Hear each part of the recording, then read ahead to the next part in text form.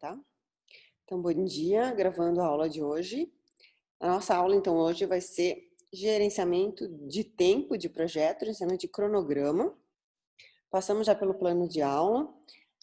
Então, vamos lá. O que é o gerenciamento do tempo ou o gerenciamento do cronograma? O gerenciamento do tempo e do cronograma vai incluir todos os nossos processos, todos os processos do PMBOK, que a gente está aqui acompanhando nessa unidade 4 de gerenciamento de projeto, onde se trabalha os processos necessários para gerenciar o término pontual do projeto. Lá no nosso Project Model Canvas, que a gente fez lá no tempo de abertura de projeto, a gente colocou alguns pontos marcos, né? Mas a gente tem lá um tempo para esse projeto. Então, a ideia aqui do gerenciamento do cronograma é tu conhecer os processos que vão te auxiliar a realmente tu tentar terminar o teu projeto dentro do prazo. Aqui está o fluxo resumido dos projetos, dos processos. Então, a nossa área de gerenciamento de cronograma é essa área azul que está aqui, ó. Né? A gente tem as 10 áreas de conhecimento, integração, escopo, cronograma, custo, qualidade, recursos, comunicação, riscos, aquisições, stakeholders. A gente já trabalhou um pouco a área de integração e de stakeholders aqui no termo de abertura de projeto. A gente já trabalhou o escopo com a IAP. Então, agora, no cronograma, a gente vai trabalhar esses processos que estão marcados. Então, dentro dos grupos de processos, então, dentro aqui do grupo do processo do planejamento, a gente tem planejar o gerenciamento do cronograma, definir as atividades, sequenciar as atividades, estimar as durações e desenvolver o cronograma, que é isso que a gente vai fazer na aula de hoje e na aula que vem. E eu tenho um processo onde eu vou controlar esse cronograma que eu desenvolvi, verificando se eu tenho algumas alterações de prazo, de tempo, onde eu vou ajustando o cronograma conforme as alterações do meu projeto. Então, tá aqui os 6 processos, podem ver que todos, quase todos no planejamento, ou seja, se planeja muito a questão do tempo em projeto, a questão do cronograma. E a gente vai começar pelo primeiro processo. O primeiro processo é planejar o gerenciamento do cronograma. Aqui eu vou estabelecer as políticas, os procedimentos, as documentações, para a gente desenvolver esse planejamento, desenvolvimento, gerenciamento, execução e controle do cronograma. Aqui eu decido, por exemplo, qual é a ferramenta que vai me auxiliar nesse processo de cronograma do projeto. Vai ser o Project da Microsoft? Vai ser outras ferramentas gratuitas, né? Então aqui eu avalio qual a ferramenta que vai me auxiliar nesse processo. O meu segundo processo é definir as atividades. E neste modelo tradicional, as atividades são definidas a partir da estrutura analítica do projeto. Então, eu preciso que vocês peguem a estrutura analítica que foi desenvolvida na aula passada e a gente vai abrir as entregas, né? Lembra que dentro da IAP eu tenho entregas, né? Agora eu vou abrir os pacotes de trabalho da IAP e eu vou colocar as atividades. Aí entram aquelas atividades que têm verbo, né? Aqui nesse exemplo, eu tenho um processo de informatização do atendimento, onde eu tenho ali o treinamento, equipamento, balcão e a gerência do projeto. Nessa IAP, na parte de treinamento, eu tenho seleção de pessoal, consultor contratado, treinamento básico, reserva da sala e a apostila. Né? Dentro dessa apostila, eu tenho, então, as atividades do meu cronograma, que é o que a gente vai desenvolver, é o que a gente vai mapear. Então, aqui nessa apostila, eu tenho as seguintes atividades. Preparar a minuta do texto, rascunhar as tabelas, preparar esboço das figuras, digitar os textos, digitar as tabelas, elaborar as figuras, reduzir as figuras, tirar cópias, adquirir material para encadernação, selecionar a encadernação e montar a apostila. Viu? Então, tudo isso são atividades para mim deixar a apostila pronta. E essas são as atividades que eu vou mapear dentro da minha EAP. Tá? Nesse caso, desta EAP definir, onde eu tenho todo esse meu projeto, essas são as atividades da minha apostila. Então, na EAP que vocês desenvolveram, vocês vão abrir, o gerenciamento do projeto não precisa abrir, mas vão abrir praticamente todos os pacotes de trabalho. Vão abrir ali, no caso, a seleção do pessoal, o consultor contratado, a reserva da sala, sistema, equipamento, carta convite, avaliação comercial, instalação, desenho, carta convite, definição do empreiteiro, obra e assim por diante. tá? Então, todos esses pacotes de trabalho, o grupo não. Os pacotes de trabalho a gente vai abrir nas atividades do meu projeto. Bom, para mim poder abrir as atividades do meu projeto e sabendo que todas as atividades têm as suas interdependências, aqui eu estou trazendo para vocês um diagrama de redes.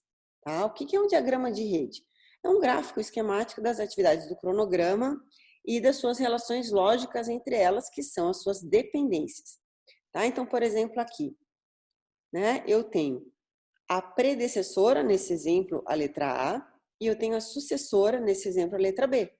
Né? Então, esse gráfico de rede me mostra quem são as predecessoras e quem são as sucessoras.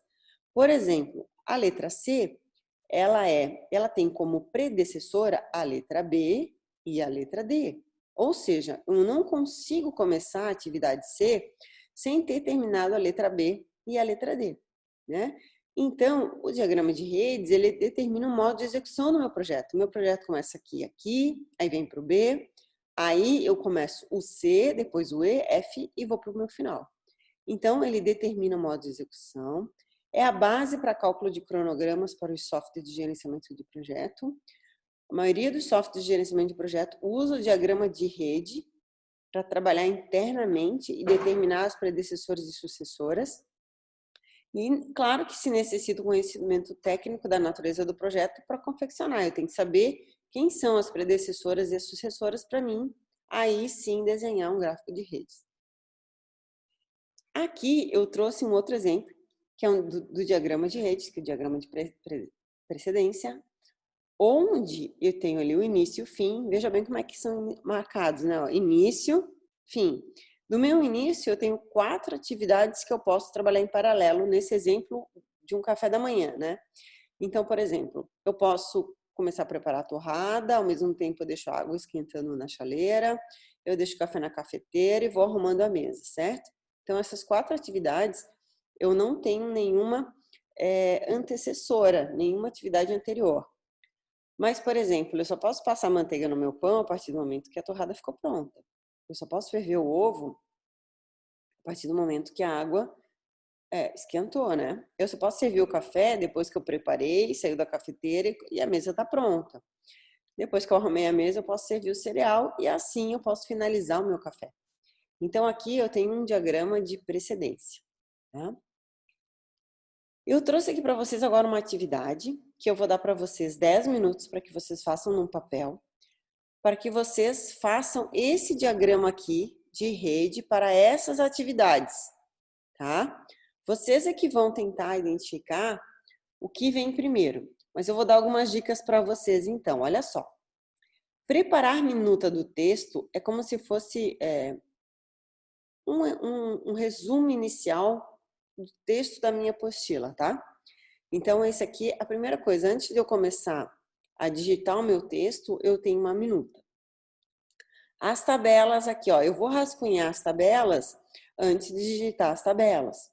A mesma coisa as figuras, eu preparo um esboço da figura antes de elaborar as figuras, tá?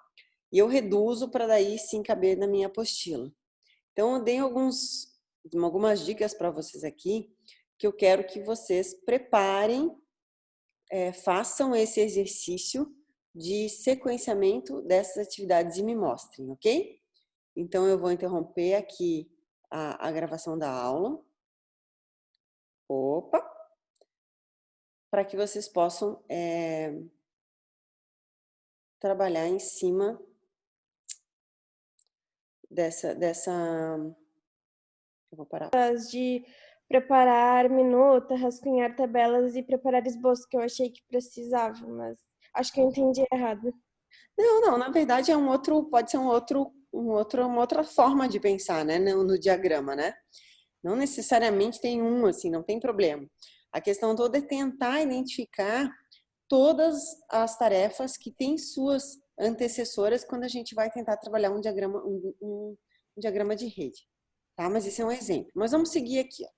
Se a gente colocasse as horas dentro de cada atividade, tá? Porque é isso que a gente faz no cronograma. A gente identifica assim, preparar a minuta vai levar 1 hora. digitar os textos 3 horas, tirar cópias 2, rascunhar a tabela 1 hora, digitar a tabela 2 horas, tá vendo? Cada uma dessas atividades, A, B, C, D, a gente colocou aqui em cima, ó, o número de horas dessa atividade.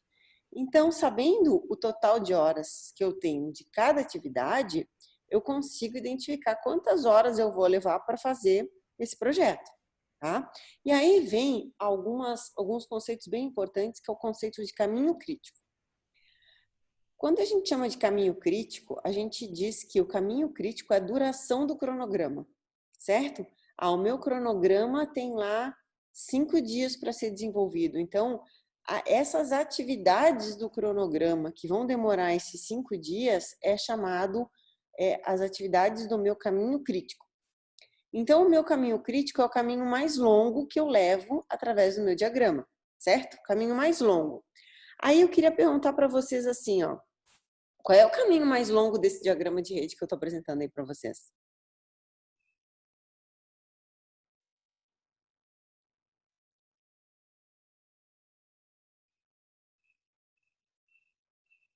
Vocês conseguem enxergar aí qual é o caminho mais longo? É se toda, tipo, se todo mundo levar o tempo que tá falando que vai levar. Isso. Uhum. Se eu fosse, eu tenho vários caminhos que eu posso seguir por aí, né? Qual é o mais longo deles? Só uma dúvida, é mais longo em tempo ou mais longo Em em tempo. passos? Em tempo. Seria o do C?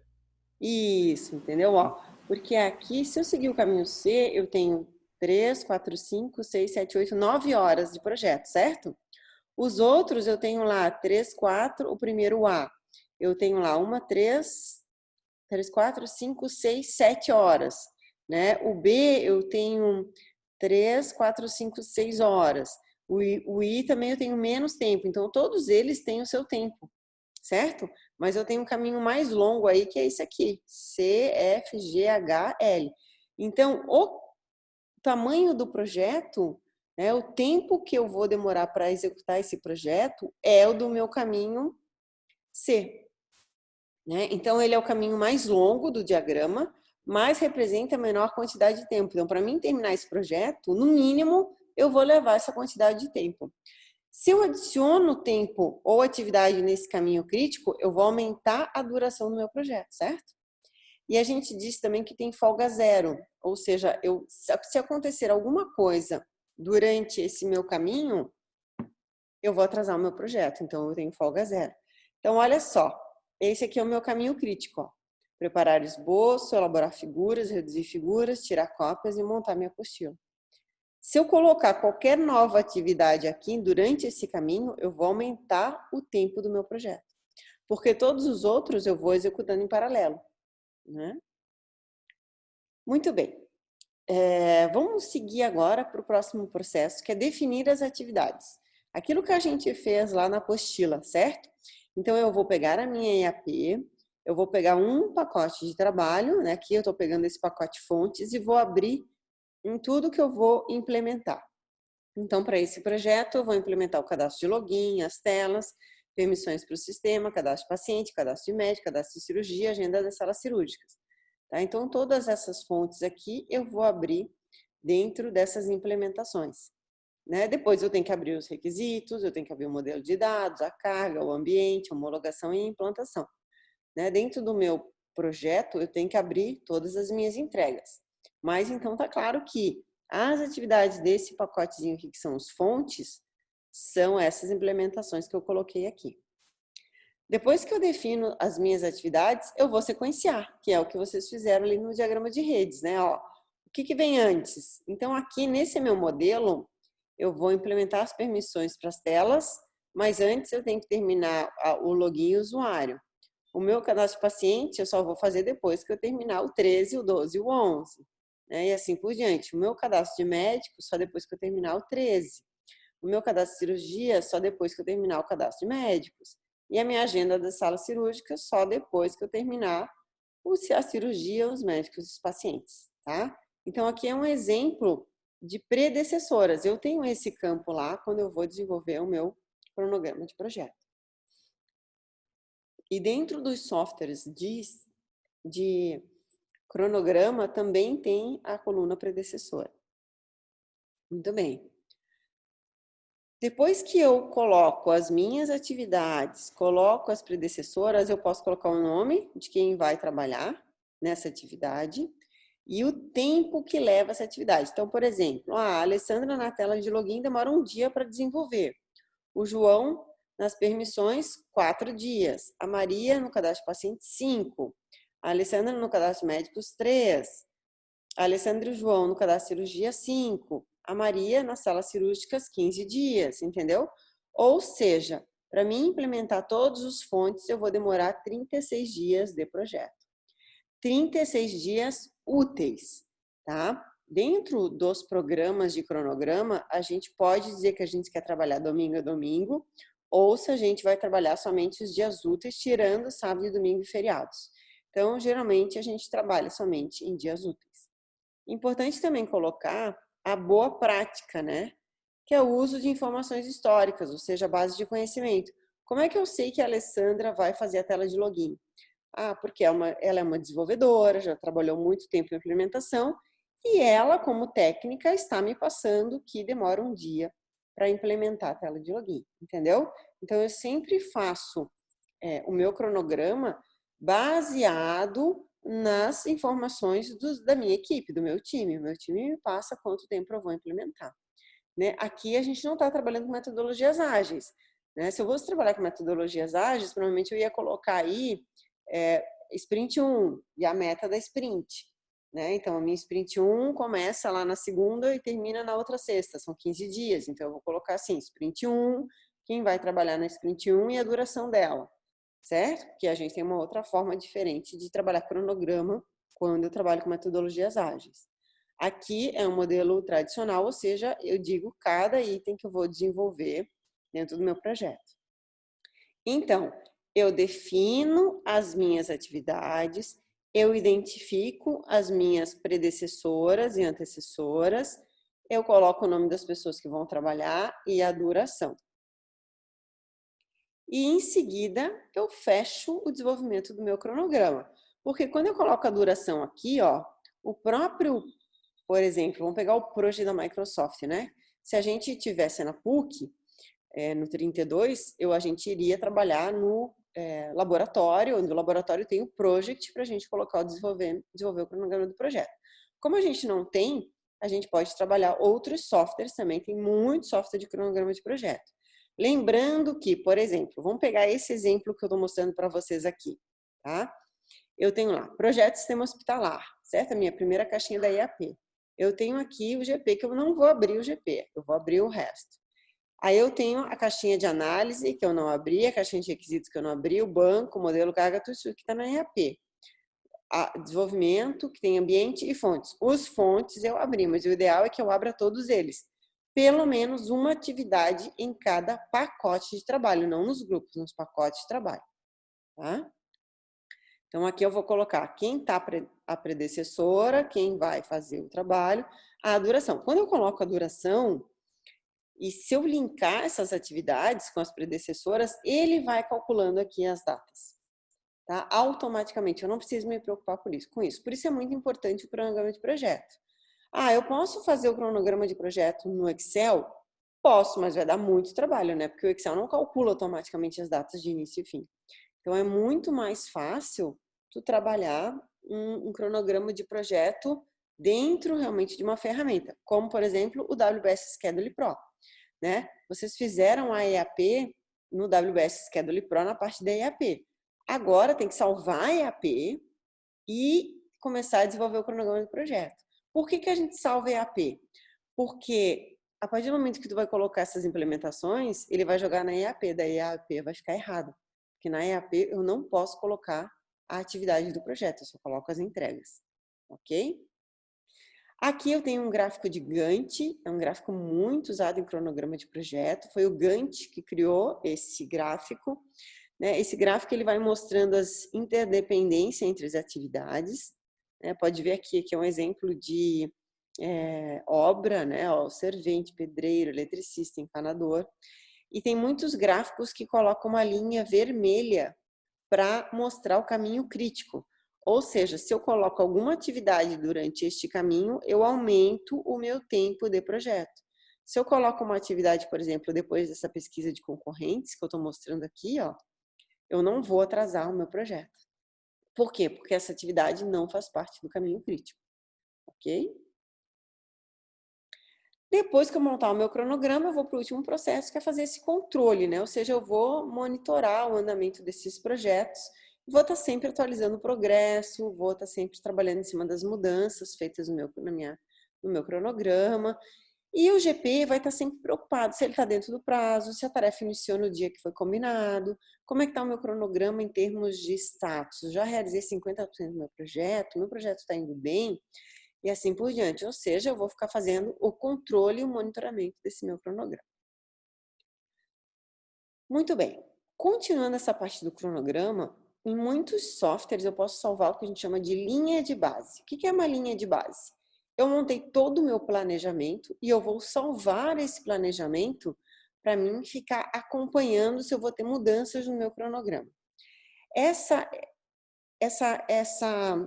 figura que eu tiro, esse print que eu tiro deste momento do meu cronograma zero do planejamento é chamado linha de base.